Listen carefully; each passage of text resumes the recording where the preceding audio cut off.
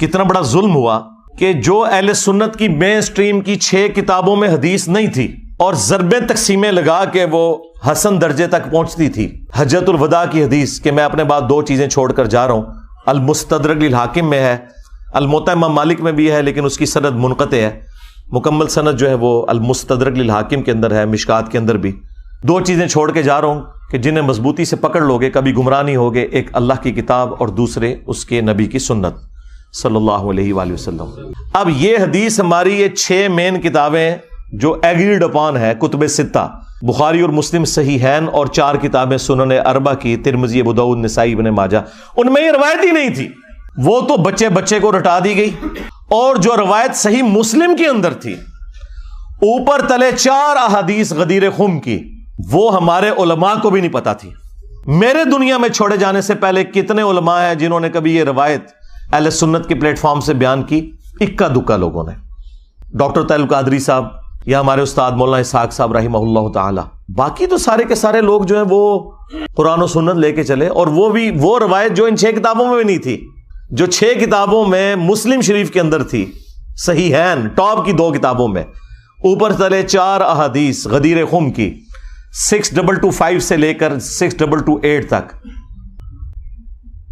یہ جو 4 احادیث جو مشکات کے اندر بھی موجود ہیں، مسند احمد میں بھی، جامعہ ترمذی میں بھی، وہ چھپا کے رکھی گئی. اور یہ جو خطبہ غدیر کا ہے، یہ نبی صلی اللہ علیہ وآلہ وسلم کے حجۃ الوداع کے بعد کا خطبہ ہے. یہ اسے بھی سپرسیڈ کرنے والا ہے. اور آپ علیہ السلام کی وفات سے چند مہینے پہلے جب آپ حج کر کے مکے سے مدینے کی طرف واپس آ رہے تھے تو راستے میں پانی کے لیے خم نامی گاؤں پہ پڑاؤ کیا 18 ذوالحجہ 10 ہجری کو. اور نبی صلی اللہ علیہ وآلہ وسلم کے لیے اونٹ کے پالان کا ممبر بنایا گیا.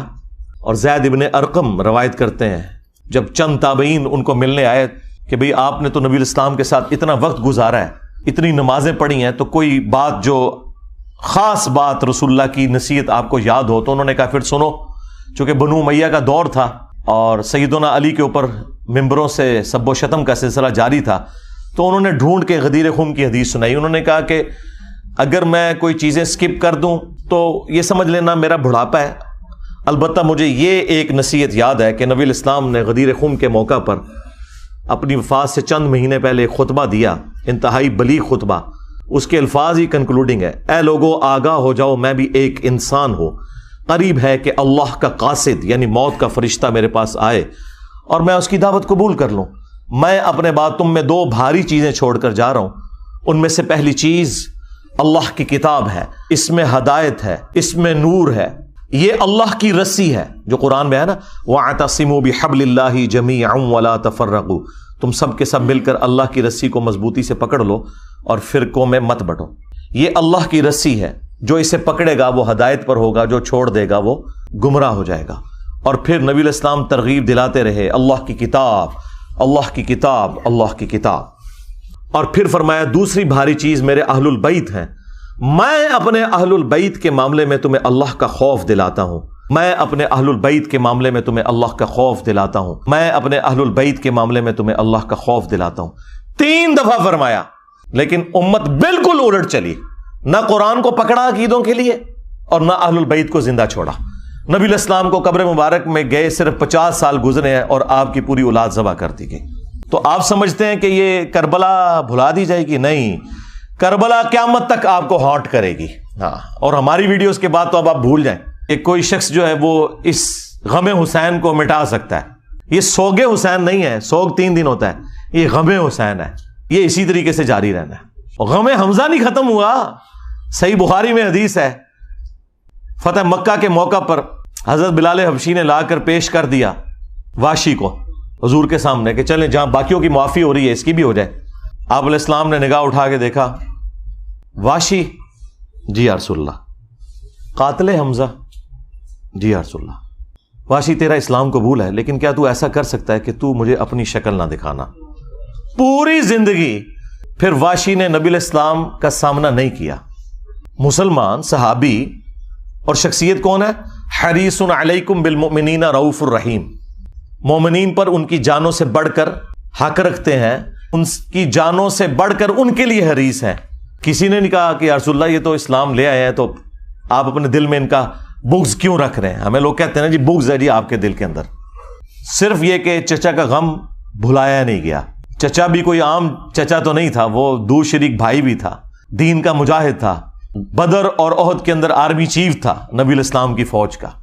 تو کسی نے نہیں کہا یا رسول اللہ حمزہ کو تو شہید ہوئے 8 سال ہو چکے، سوگ تو 3 دن ہوتا ہے. کہاں 3 ہجری کے اندر احد ہوئی، 5 سال ہو چکے تھے آلموسٹ اس وقت تک، اور 8 ہجری کے اندر فتح مکہ. 5 سال پرانی بات آپ نے آج تک سنبھال کے رکھی ہوئی ہے. ان کو پتا تھا. مجھے بتائیں کیا انسان کو اپنے چچا کے ساتھ زیادہ محبت ہوتی ہے یا اپنی اولاد کے ساتھ؟ اولاد کے ساتھ.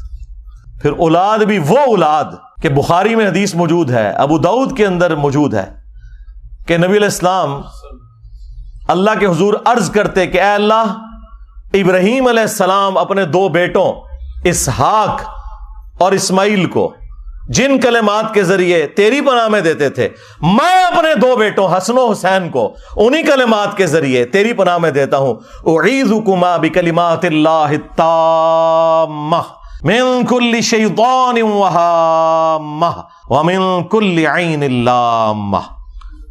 دیکھیں ابراہیم کے بیٹے اسماعیل اور اسحاق اور نبی علیہ السلام کے بیٹے حسن و حسین علیہم السلام اجمعین.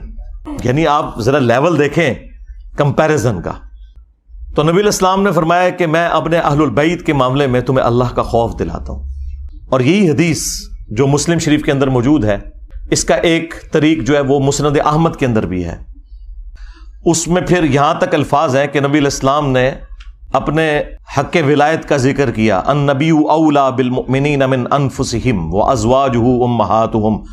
نبی مومنین کی جانوں سے بڑھ کر ان پر حق رکھتے ہیں، اور نبی کی بیویاں امت کی مائیں ہیں. یہ آیت کوٹ کر کے آپ نے فرمایا کہ کیا میرا حق ولایت تم تسلیم کرتے ہو اپنے اوپر؟ یعنی میں تمہاری جانوں سے بڑھ کر تم پر حق رکھتا ہوں. تو سب نے کہا بلا یا رسول اللہ. تو پھر آپ علیہ السلام نے مولا علی کا ہاتھ پکڑا اور یوں فضا میں بلند کیا صحابہ کے درمیان، من کنت مولاہ فہذا علی مولاہ. پھر جس جس کا مولا، جس جس کا جگری یار، جس جس کا آقا، جس جس کا سرپرست میں ہوں، اس کا سرپرست علی ہے. اور پھر اسی حالت میں کہا کہ اے اللہ اس سے محبت رکھ جو علی سے محبت رکھے، اس سے دشمنی رکھ جو علی سے دشمنی رکھے. اور اس کی اصل تو اس حدیث میں بھی موجود ہے جو مسلم شریف میں ہے کہ علی سے محبت نہیں رکھے گا مگر مومن، علی سے بغض نہیں رکھے گا مگر منافق. اور بڑے رقت انگیز الفاظ ہیں. مولا علی نے خود روایت کی حدیث. وہ کہتے ہیں کہ اس ذات کی قسم کہ جس نے دانے کو پھاڑ کر کھیتیوں کو اگایا اور مخلوقات کو پیدا کیا، نبی امی نے مجھ سے یہ عہد لیا تھا کہ اے علی صرف مومن ہی تجھ سے محبت رکھے گا اور صرف منافق ہی تجھ سے بغض رکھے گا.